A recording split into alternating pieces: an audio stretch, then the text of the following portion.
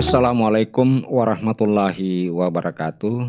Selamat berjumpa kembali dalam ruang pembahasan UTBK. Kali ini kita akan membahas salah satu bagian daripada UTBK tersebut adalah tes kompetensi akademik. Tentu saja yang berkaitan dengan mata pelajaran fisika. Baik, kita langsung saja masuk ke soal.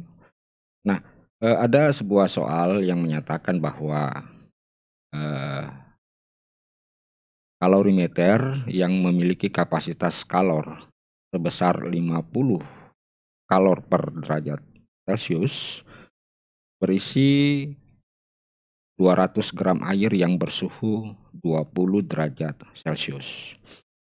Kemudian kalori ke dalam kalorimeter itu dimasukkan 100 gram es yang memiliki temperatur min 10 derajat Celcius. Setelah dicapai kesetimbangan termis, maka tentukan massa es yang melebur. Nah, perlu saya jelaskan bahwa soal ini sangat erat kaitannya dengan asas Black. Jadi sangat erat kaitannya dengan asas Black.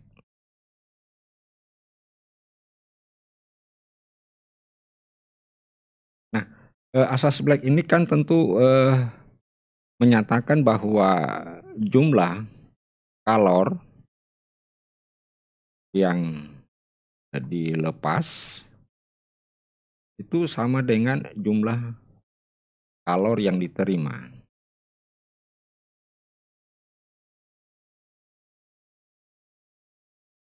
Nah nah sebelum kita menyelesaikan, maka kita mengidentifikasi terlebih dahulu di dalam soal ini bahwa, zat-zat apa saja yang melepaskan kalor dan zat-zat apa saja yang menerima kalor. Nah, kita perhatikan di sini bahwa suhu yang tinggi, eee, adalah suhu yang senantiasa melepaskan kalor, sedangkan suhu yang rendah adalah, zat yang senantiasa menerima kalor. Nah, di dalam soal ini yang, melepaskan kalor itu adalah jadi saya gambar sketsanya,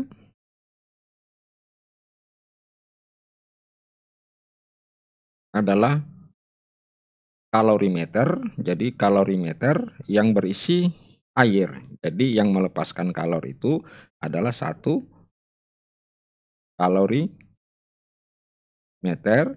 kemudian kedua air, di mana suhu mula-mula keduanya adalah 20 derajat Celcius. Jadi kita sudah tahu bahwa yang akan melepaskan kalor itu adalah kalorimeter, bersama air, eee, suhu mula-mulanya adalah 20 derajat Celcius. Sedangkan zat yang akan menerima kalor adalah es, ya, adalah es yang menerima kalor, di mana massa es itu adalah, sebesar 100 gram, memiliki temperatur min 10 derajat Celcius, ya. Sedangkan di sini massa air, ya, massa air itu sama dengan 100 gram. Oke, kemudian kapasitas kalor itu adalah 50 kalori per derajat Celcius. Oke. Nah, ada satu kata kunci di dalam soal ini bahwa setelah dicapai kesetimbangan termal, massa es yang melebur adalah. Artinya apa? Kalau yang ditanyakan massa es yang melebur, maka ini menandakan bahwa ada massa es yang tidak melebur. Nah, ada massa es yang tidak melebur dan perlu kita ketahui bahwa, eee, untuk mencapai titik kesetimbangan agar massa es masih tetap ada atau tidak melebur, maka syaratnya kalau kedua ini dicampur, maka syaratnya itu suhu akhirnya adalah 0 derajat Celcius. Kenapa 0 derajat Celcius? Karena kita ketahui bahwa untuk suhu 0 derajat Celcius, es tersebut masih membeku. Padahal di dalam soal dinyatakan bahwa tentukan berapa massa es yang melebur. Dengan demikian tentu ada massa es yang tidak melebur. Nah, setelah kita mengetahui keterangan-keterangan yang diperlukan dan yang paling utama adalah menentukan suhu suhu akhir, katakanlah suhu Tx-nya, ini katakanlah suhu 1, ini adalah suhu kedua. Nah, tentu kita sudah harus menggunakan beberapa kayak hukum-hukum yang berkaitan tentang kalor yang dilepas dan kalor yang diterima. Nah, untuk itu saya buat diagram atau buat tabel. Nah, ini adalah kalor yang dilepas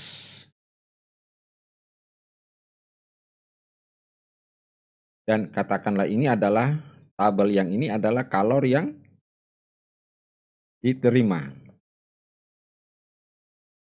Nah, kalor yang dilepas adalah pertama kalorimeter. Nah, kalorimeter itu melepaskan kalor. Saya tulis dulu suhu akhirnya adalah 0 derajat Celcius.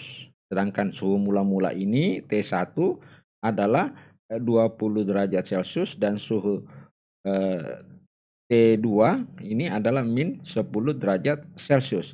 Maka kalor yang dilepas oleh kalorimeter itu sebesar, katakanlah Q1 adalah tentu C dikali delta T, perubahan suhu.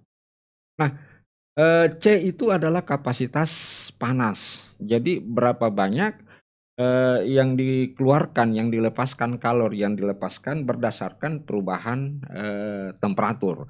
Nah, perubahan temperatur kalorimeter adalah dari 20 derajat Celcius ke 0 derajat Celcius tentu adalah 20. Nah, tentu ini sama dengan 50 dikali 20, maka kita dapatkan 1000 kalori. Nah, selain kalorimeter melepaskan kalor, air juga yang bersuhu 200 yang memiliki massa 200 gram yang memiliki suhu 20 derajat Celcius juga melepaskan kalor. Tentu yang digunakan rumus Mc kali delta T, di mana C ini disebut dengan kalor jenis air. Jadi kalor jenis air sebesar 1 gram sebesar 1 kalori per gram per derajat Celcius. Nah, karena massanya sama dengan 200, nah ini kita kali dengan dikali dengan 1, kemudian ini dikali dengan 20, maka kita dapatkan di sini adalah 4000 kalori. Dengan demikian, kalori yang dilepas itu secara keseluruhan adalah jumlahnya kalori yang dilepas sama dengan 5000 kalori.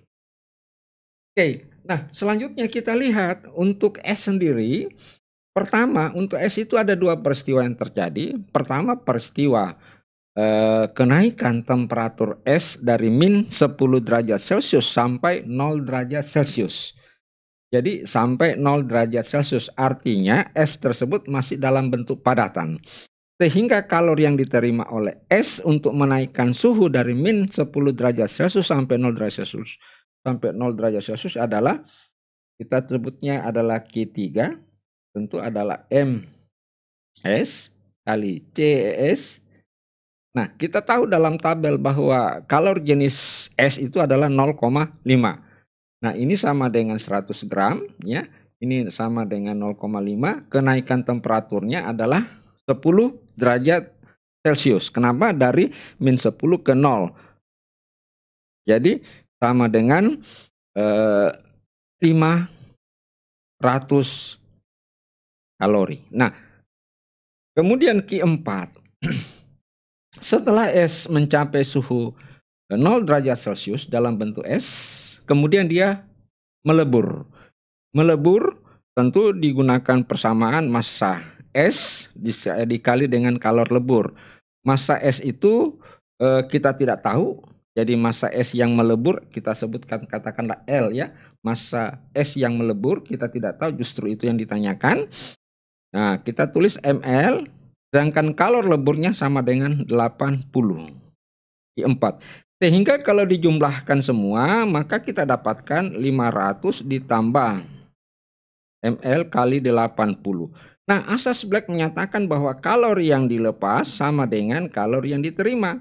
Sehingga kita bisa tuliskan 5.000 sama dengan 500 ditambah 80 massa es yang melebur. Sehingga kita dapatkan 4.500, ini pindah ke sini sama dengan 80 ml. Dengan demikian ml sama dengan 4.500 dibagi 80 sama dengan 450 dibagi 8. Nah, nilainya ini sama dengan 56,25 gram. Inilah massa es yang melebur.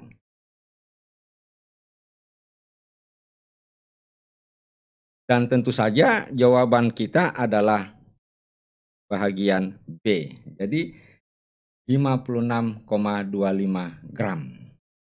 Baik, adik-adik sekalian,